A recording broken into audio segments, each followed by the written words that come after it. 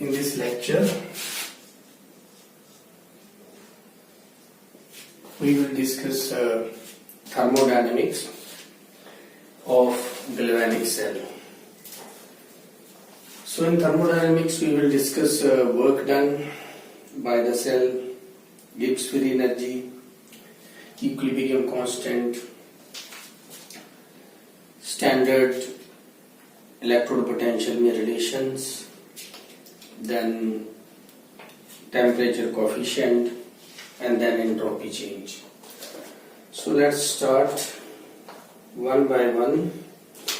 To start from, first one is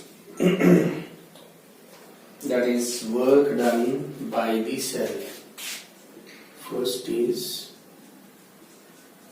work done by the galvanic cell. So work done W, that is equal to charge into potential.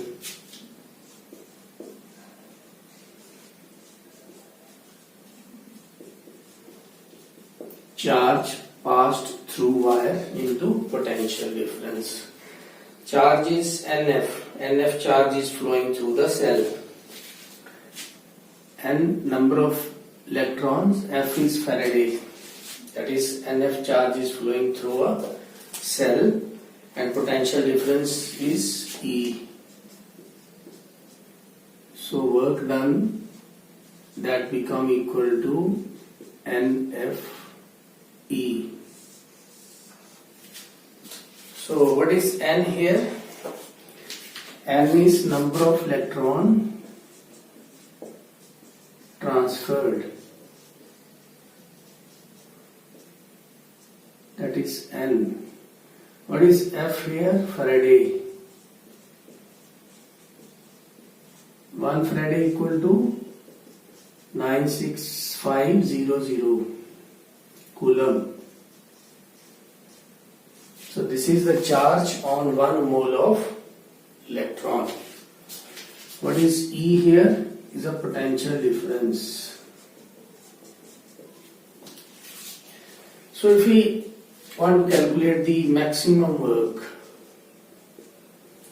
will be equal to NF E naught. E naught और E में क्या difference है?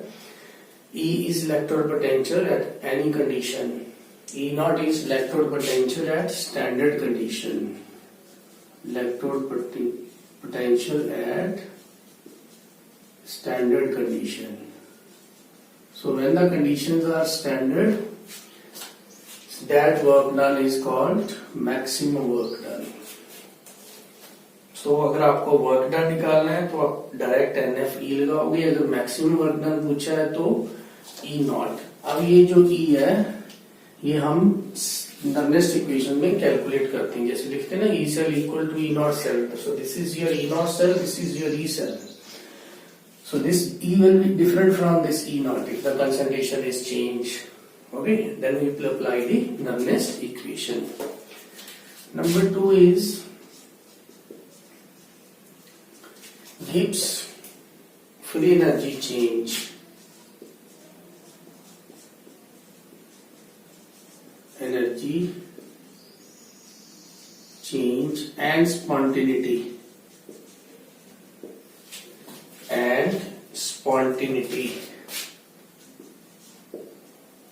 Process जो है वो spontaneous है या नहीं. तो माइनस डेल्टा जी, जब भी सिस्टम काम करता है, some useful work, the free energy of the system that decreases. We know, because अब सिस्टम काम करेगा तो उसकी एनर्जी तो कम होगी. आप काम करोगे, आपकी भी एनर्जी कम होती है. तो इसका मतलब डेल्टा जी किसके इक्वल आ जाएगा? Work of useful work. Okay, that is useful work minus. तो वर्क इसके इक्वल था NFE. तो ये हो गया आपका डेल्टा जी. ओके, अगर डेल्टा जी नॉट निकालना है, again standard free energy change then we will use E naught. Again, E and E naught are different. Okay. So delta G जो है यहां से देखेंगे, हमें पता है delta G should be negative, means delta G should be less than 0 for spontaneous process. Delta G को negative करने के लिए हमारा जो E naught है वो क्या होना चाहिए? That must be positive. It means E naught must be greater than 0. So this is the condition for spontaneity. किसी भी रिएक्शन के लिए अगर डेल्टा G naught नेगेटिव आती है तो वो स्पॉन्टेनियस है, और उसके लिए E naught सेल जो है वो कितना आना चाहिए? पॉजिटिव आना चाहिए, तभी प्रोसेस जो है वो फिजिबल होगा. थर्ड है हमारा थर्मोडायनामिक्स में थर्ड जो चीज है वो है equilibrium. So that is equilibrium constant.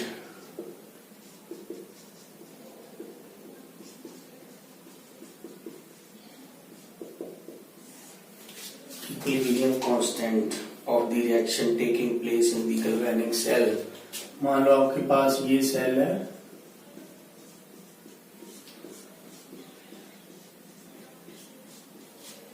Simple galvanic cell.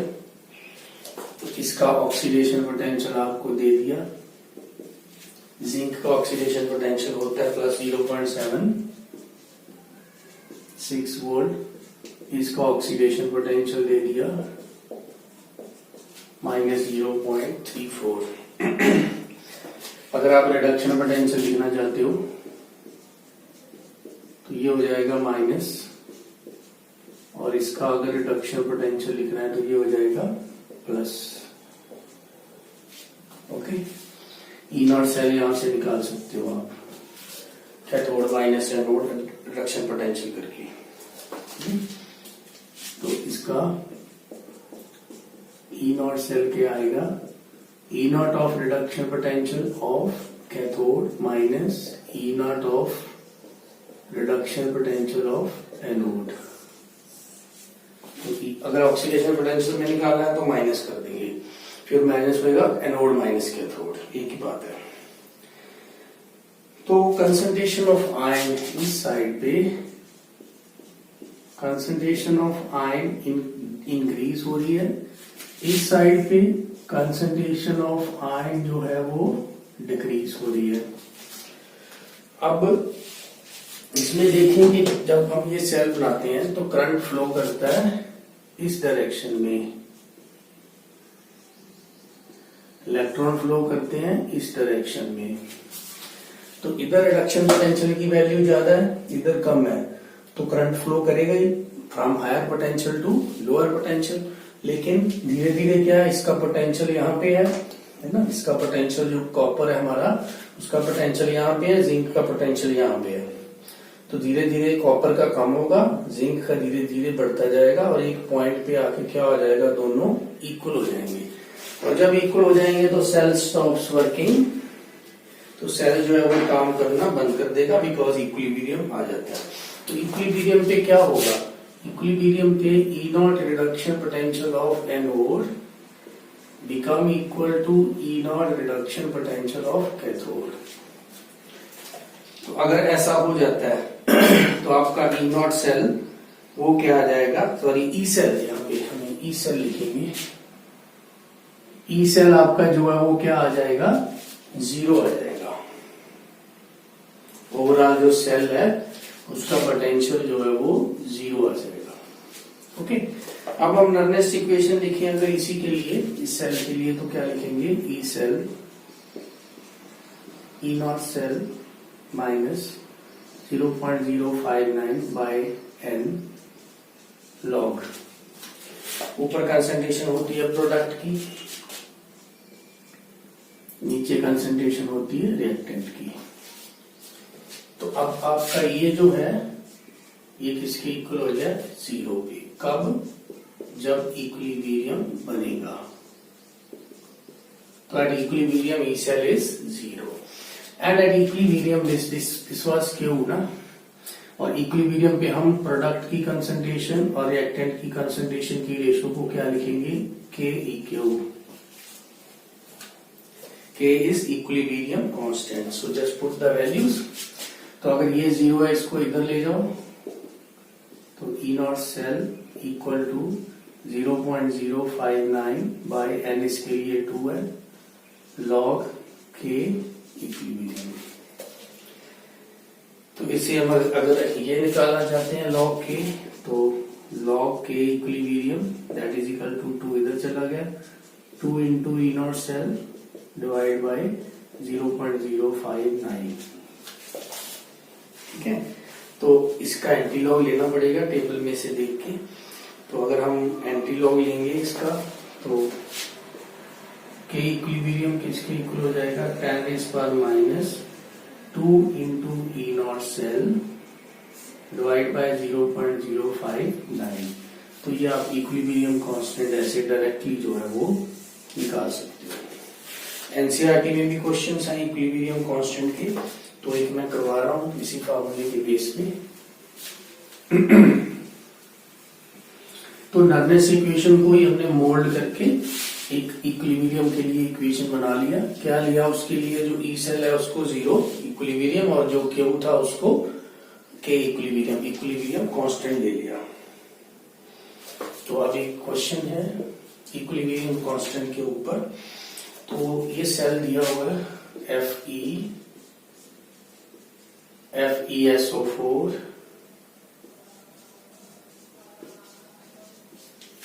Ferrous sulphate, इसकी कंसंट्रेशन है 0.01 मोलर। सॉल्ट ब्रिज, तो रिडक्शन वाली साइड दिया है सिल्वर नाइट्रेट,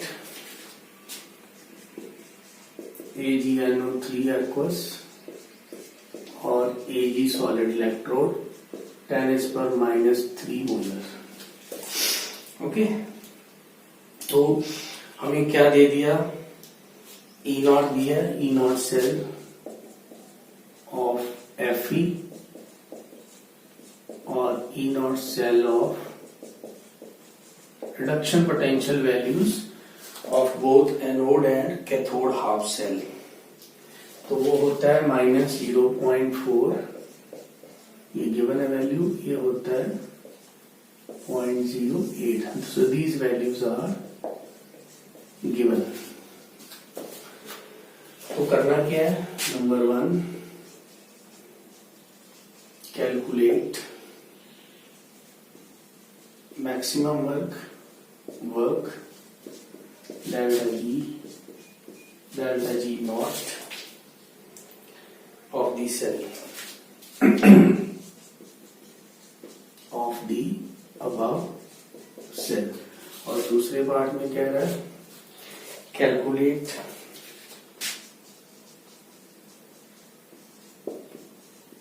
के इक्विलिब्रियम ऑफ द सेल। तो ये क्वेश्चन है आपका। तो सबसे पहले हम क्या करेंगे, इसकी रिएक्शंस लिख लेंगे एनोड एंड कैथोड पे। तो एनोड पे रिएक्शन हो रही है Fe changing to Fe2 positive, so this Fe changing to Fe2 positive by losing 2 electron, oxidation. इसकी वैल्यूज का इसे हम निकाल लेंगे। तो कैथोड पे क्या रिएक्शन हो रही है, this silver is going to change into silver means Ag positive taking 1 electron change into Ag। Balance करने इसको 2 से मल्टीप्लाई कर दें और दोनों को कर लें ऐड, तो ये Fe हो गया हमारे पास plus 2 Ag positive, Fe2 positive plus 2 Ag, ये आपकी आ गई ओवरऑल रिएक्शन।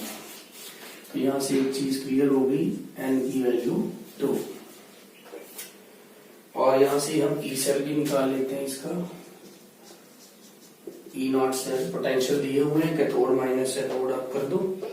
कैथोड पे सिल्वर है तो 0.8, रिडक्शन पोटेंशियल में हम ऐसे करते हैं 4, तो ये 1.2 वोल्ट आपका ई सेल आ जाता है, ई नॉट सेल। तो अब क्या करना है, वर्क डन निकालना है पहले। ओके, फॉर्मूले में देखेंगे हम क्या निकाल सकते हैं। एक तो हम निकाल सकते हैं यहाँ पे मैक्सिमम वर्क, क्योंकि मैक्सिमम वर्क का फॉर्मूला था NFE नॉट सेल। हमारे पास N भी है 2, F भी है 96500 और E नॉट सेल अभी हमने निकाल लिया, दैट इज 1.2। तो ये यहाँ से आपका मैक्सिमम वर्क जो है वो आ जाएगा। मैं यहाँ पे लिख रहा हूँ इसको जॉउल। ऐसे ही डेल्टा जी नॉट भी हम निकाल सकते हैं। डेल्टा जी नॉट जो है वो किसके इक्वल होता है, minus N F E naught, यही चीज आ जाएगी, बस आगे साइन जो है वो माइनस का हो गया इंटू 1.2 जॉउल। तो ये आपका डेल्टा जी नॉट भी हो गया। अब ये भी हो गया क्लियर, ये भी हो गया। इन दोनों में ई यूज होना है, E cell, E naught cell नहीं होना। तो ई निकालने के लिए हमें नर्नेस्ट इक्वेशन लगानी पड़ेगी। तो नर्नेस्ट इक्वेशन से जब ई आ जाएगी तो फिर ये दोनों भी कैलकुलेट हो जाएंगे। तो लगाएंगे नर्नेस्ट इक्वेशन। अब इस सेल के लिए नर्नेस्ट इक्वेशन लिखेंगे तो क्या हो जाएगी, E cell E naught cell 0.06/2 log. Concentration ऊपर Fe2 फर्स्ट में आएगा और नीचे कंसंट्रेशन आ जाएगा सिल्वर आयन का स्क्वायर। इसमें सब वैल्यू पुट कर दें। इसकी वैल्यू थी 1.2 माइनस 0.03 लॉग। Fe2 पॉजिटिव 0.01 दिया है, मीन्स 10⁻⁻² लिख दें, 10⁻³ का स्क्वायर। 6 हो जाएगा, 6 ऊपर जाएगा प्लस का, तो प्लस का 4 हो गया।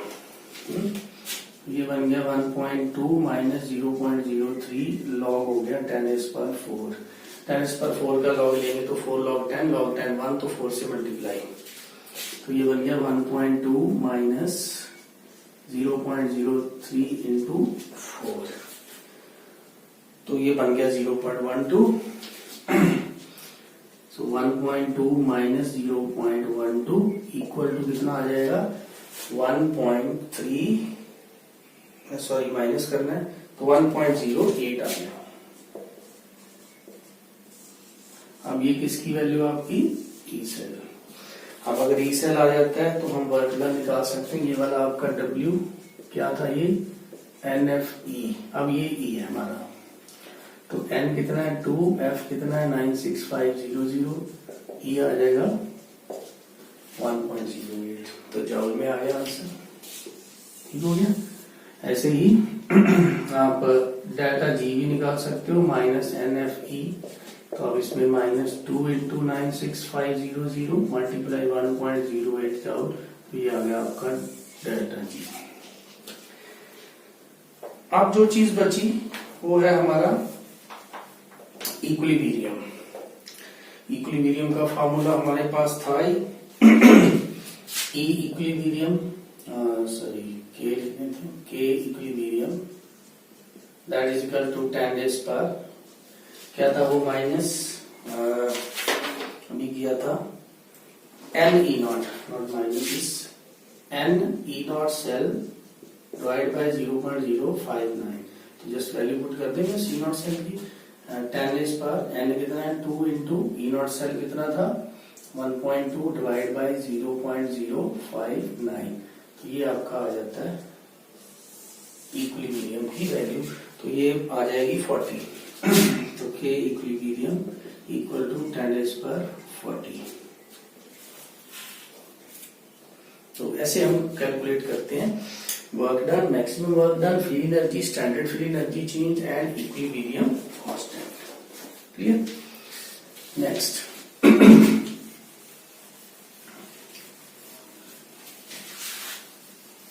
नेक्स्ट हम क्या करेंगे, रिलेशंस निकालेंगे। रिलेशनशिप बिटवीन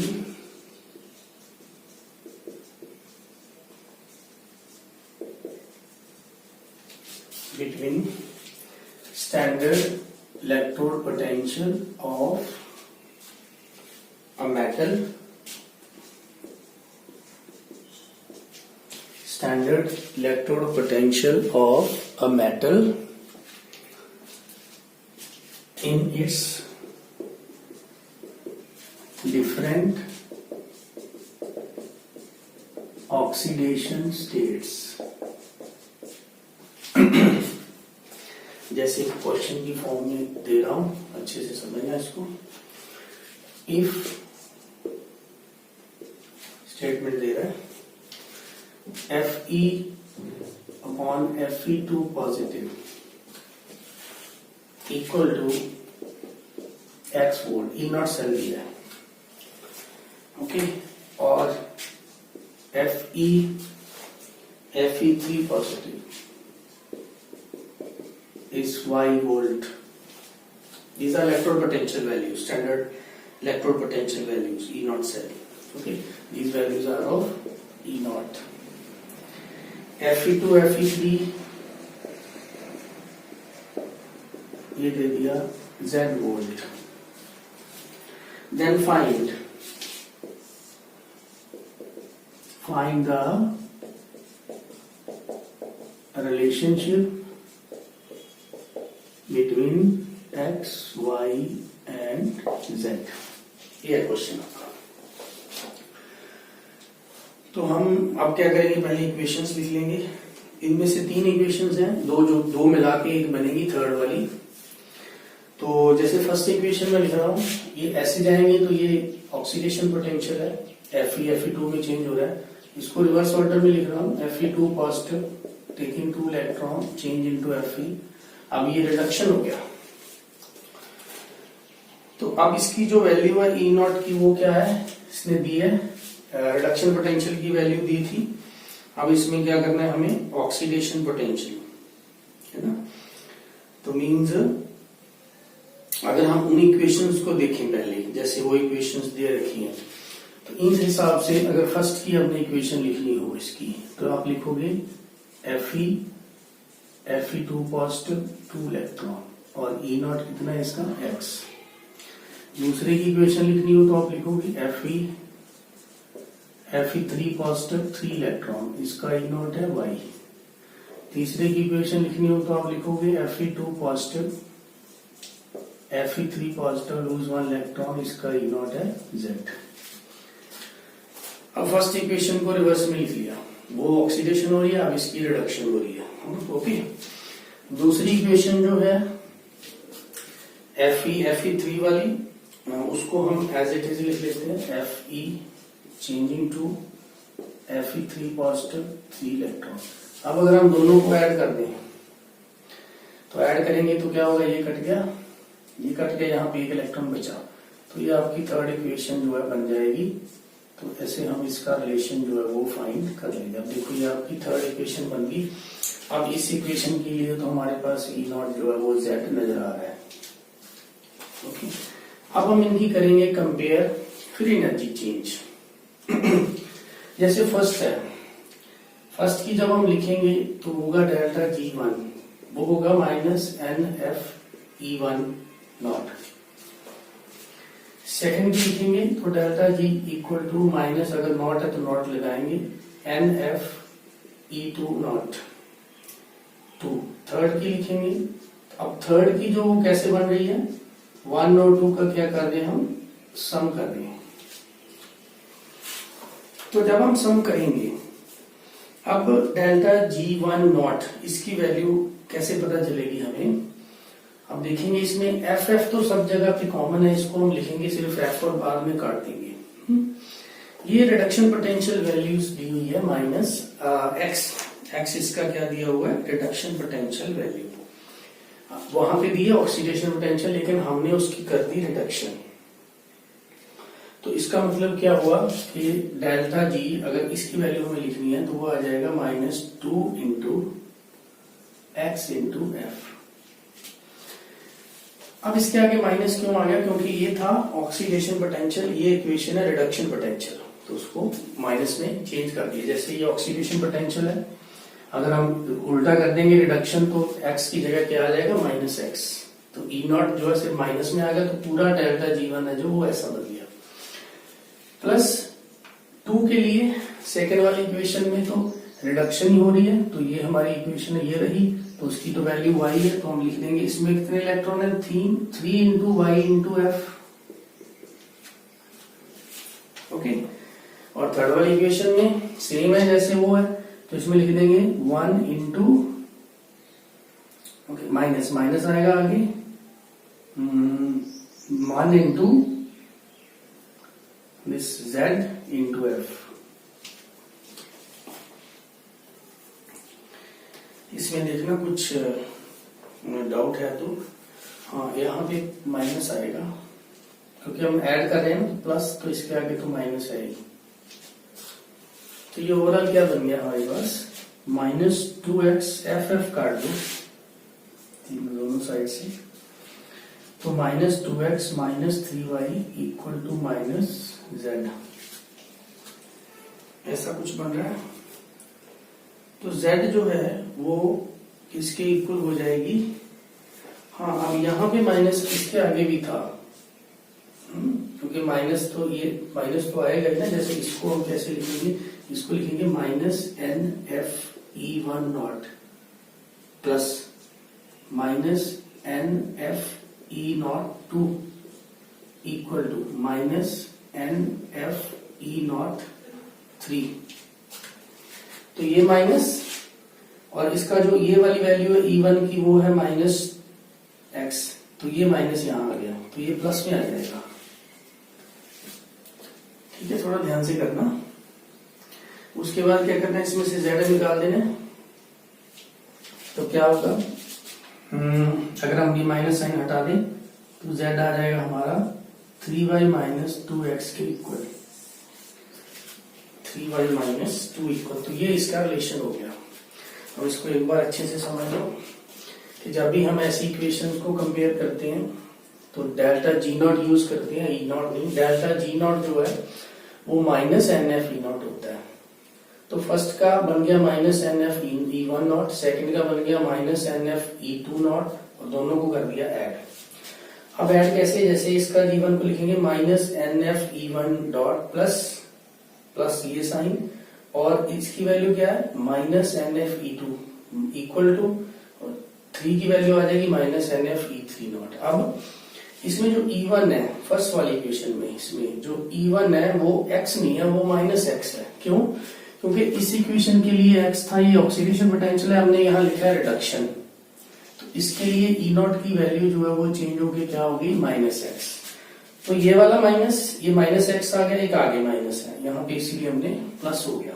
तो ये माइनस लिख दिया, और इसकी वैल्यू क्या आ गई -2xf, ऐसे ही प्लस एज लिख लिया, इसकी वैल्यू पुट कर दी। ओके, तो ये ऐसे करके हमने फाइनल क्या निकाल लिया, z equal to 3y -2x।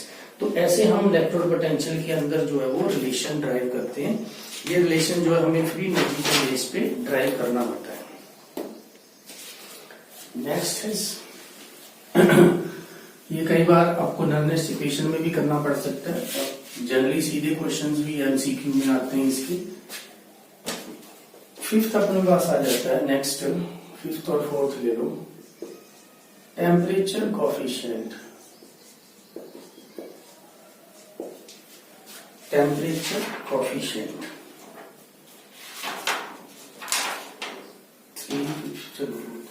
Of galvanic cell.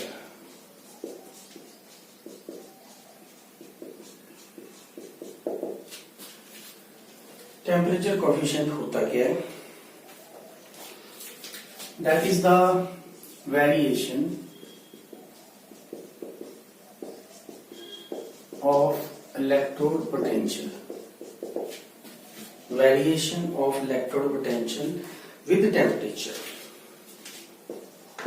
या with respect to temperature is called temperature coefficient. It can be calculated by knowing the values of electrode potential at two different temperature. जैसे temperature T1 है, T1 पे electrode potential E1 है, temperature T2 है, उस पे electrode potential E2 है। अगर हमें दो डिफरेंट टेम्परेचर पे इलेक्ट्रोड पोटेंशियल पता है तो हम टेम्परेचर कोफिशिएंट जो है वो निकाल सकते हैं। इसका फॉर्मूला क्या होता है, that is change in potential change in temperature dt at constant pressure. किसके इक्वल आ जाएगा, E2 minus E1 T2 minus T1, जैसा रेशियो, प्रेशर इज कांस्टेंट। तो अब थर्मोडायनामिक्स के अंदर कुछ टेम्परेचर कोफिशिएंट के बाद कुछ हमारे पास रिलेशंस हैं, उससे आगे कुछ और इक्वेशंस ड्राइव करेंगे। पहली इक्वेशन हमारे पास ये थी delta G is equal to minus N F E. दूसरी हमारे पास ये इक्वेशन होती है delta H minus T delta S gives equation. तीसरी इक्वेशन हम इसी से ड्राइव करते हैं, अब डायरेक्ट इसको करना है ऐसे ही प्लस टी। ओके, उसके बाद यहाँ पे आ जाता है delta G by T P, this is at pressure, constant pressure. ये आपकी गिब्स हैमर-होल्ट्ज इक्वेशन है, थर्मोडायनामिक्स में भी करते हैं। अब heat of reaction delta H होती है, तो डेल्टा जी की जो वैल्यू है ये हम इस इक्वेशन के अंदर पुट करेंगे, तो ये क्या बन जाएगी minus N F E delta H plus T minus N F E divide by D T by P. ठीक है, अब क्या करेंगे इसको, ये आगे इस माइनस एन एफ बाहर निकाल लो, minus N F E delta H minus आ जाएगा, यहाँ हो जाएगा N F T, N F बाहर निकाल दिया, अंदर जो बचेगा वो बच जाएगा हमारा टेम्परेचर कोफिशिएंट। ये जो डीई पॉइंट डी टी है at constant pressure, this is your temperature coefficient. आप क्या करेंगे, डेल्टा एच को बाहर ले आओ, तो ये उधर जाके minus N F E plus कर दे इसको n F T DE by D T P, तो एन एफ बाहर निकाल लो माइनस का, तो ये आपका फॉर्मूला क्या बन जाएगा, delta H equal to minus N F E minus T है ना, minus N F E minus this T, bracket में आ गया हमारा डीई पॉइंट डी टी का पी। तो ये हमारा पूरा फार्मूला बन जाता है इंथैल्पी चेंज का। ठीक हो गया, उसके बाद एंट्रोपी चेंज भी कर लेते हैं।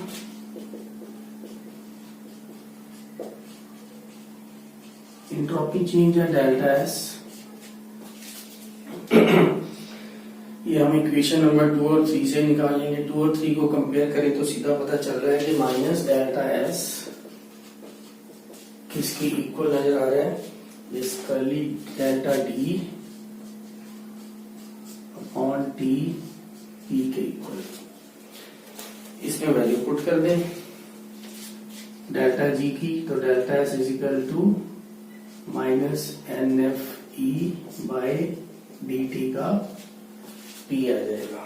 ठीक है, यहां पे कर लीजिए। अब क्या है, इसमें से माइनस माइनस साइन दोनों साइड से कटते, ये माइनस के साथ ये माइनस गया, तो delta S is equal to curly N F E on D T P bar